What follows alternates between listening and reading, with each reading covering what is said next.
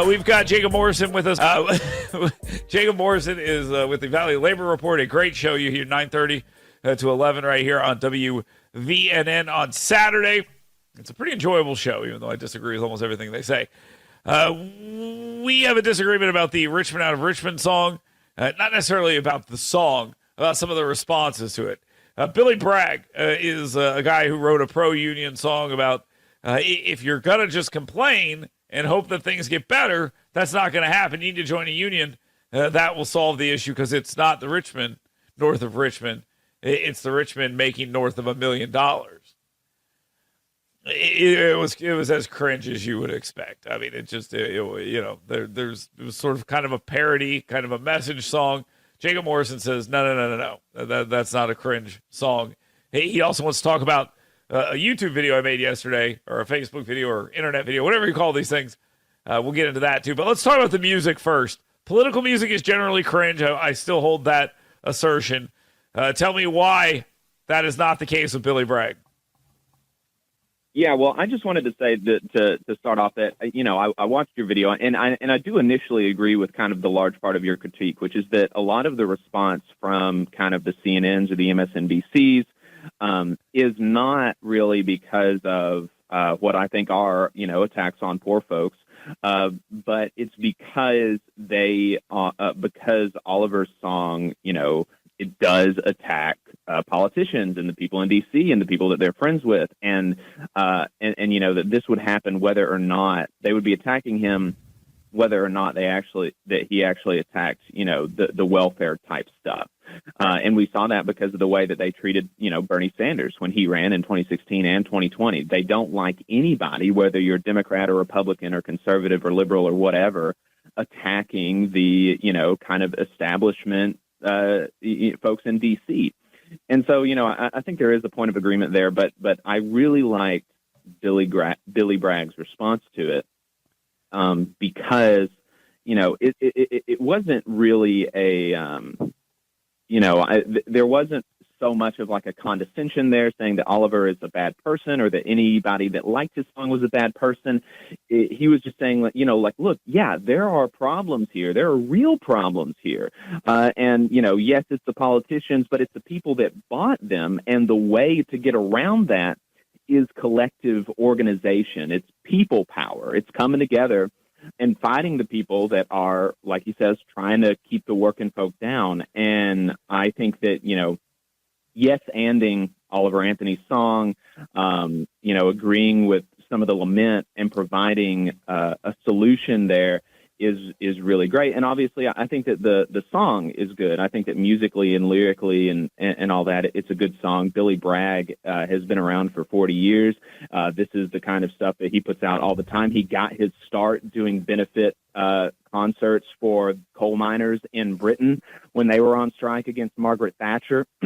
And he said that that's what's kind of really politicized him. And he is, in a long line of folks like him, of folks like Pete Seeger, Woody Guthrie, Phil Oakes, Utah Phillips, Joe Hill, people that try to sing about issues that working folks have and try to sing about the issues, about the solutions to them and how working people are fighting back. And so, I think it's a great song, Billy Bragg's. And I also have a lot of respect for him as a person as an artist.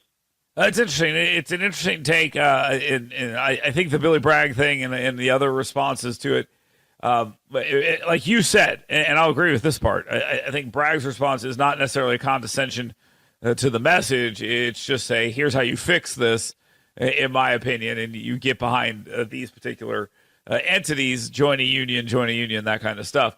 Overtly political, like with a message, and a lot of people, that's sort of the cringe side to me. But I take your point as what it is. This guy's making $40,000 a day. $40,000 a day outside of the the music system in Nashville, and I would say probably Hollywood or wherever in New York. It'd probably be the right way to talk when you talk about music. But outside of that, is there a message here for homegrown talent outside of the mass appeal system that you could do this? I mean, has I'll put it this way: has social media, YouTube, etc., democratized the entertainment business in an interesting way? I think so, absolutely. And it's not like Oliver Anthony is the only kind of homegrown musician that has been able to kind of become popular through social media. I think TikTok in particular has been a really big way for artists to share their music. I will say that, there is a bit of kind of money push behind Oliver Anthony's success. There was a Jason Howerton, the CEO of Reach Media, got behind him really early on, and that's a big multi-million-dollar advertising media company. That's something that Dan Bongino confirmed, who's a big friend of yours, talking about how before this really blew up, Jason was texting Dan talking about how he really wants to help this guy and all of it. And so, there was a good bit of kind of, conservative ink pushing of Oliver Anthony, but obviously, it wouldn't have gone to number one if there weren't some sort of resonance there. But there's definitely a place for, democratization of media and songs that Oliver's success kind of speaks to. I mean, even we'll go back to the beginning of the conversation. The clip that I made that you saw it had Hanan in the beginning of it. Hanan is literally a socialist YouTuber. That's his shtick, right? He's a socialist YouTuber, millionaire. Now, I'm not criticizing him for being a millionaire or any of that stuff, but outside of the world we live in right now, where we have YouTube and these other outlets, that guy's voice is never heard. Never. Now, I get that. Right. I believe he's the nephew of Cenk Uygur of the Young Turks or whatever, and that's fine. But he's got his own platform, and he exists in a way that 20 years ago he wouldn't exist. He'd just be some guy standing on a street corner shouting into the void, or he'd just be doing whatever he normally would do in a 9 to 5. So, I mean, there's just so... absolutely. I mean, Hanan is, it's kind of, I poked at it because he was the intro to a video about the elite media. But, I mean, he gets tens of thousands of people watching him at one time, while he is live, right? Even, he's had streams where he's gotten like 100,000 people watching live.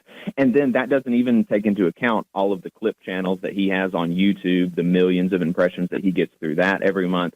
So, I mean, I don't doubt that actually, that he reaches as many or almost as many people as like a CNN or an MSNBC or any individual host, at least. But, they won't talk to somebody like him because his politics kind of, I don't agree with, a lot of what he says. I think that he's kind of sometimes he's a little weird, but, his politics in large part kind of attack the same people that Oliver Anthony's song attacked in large part. And so, they don't want to have somebody like him on like a CNN. Yeah, I agree completely. I've never seen him on a mainstream media outlet ever. I've never seen it. So it's interesting that like you just said, all those viewers, all that attention, and that's like an ecosystem that is operating outside of the mainstream completely. I mean, just completely outside of the mainstream. And there is real money being made there and real, I think, influence being peddled.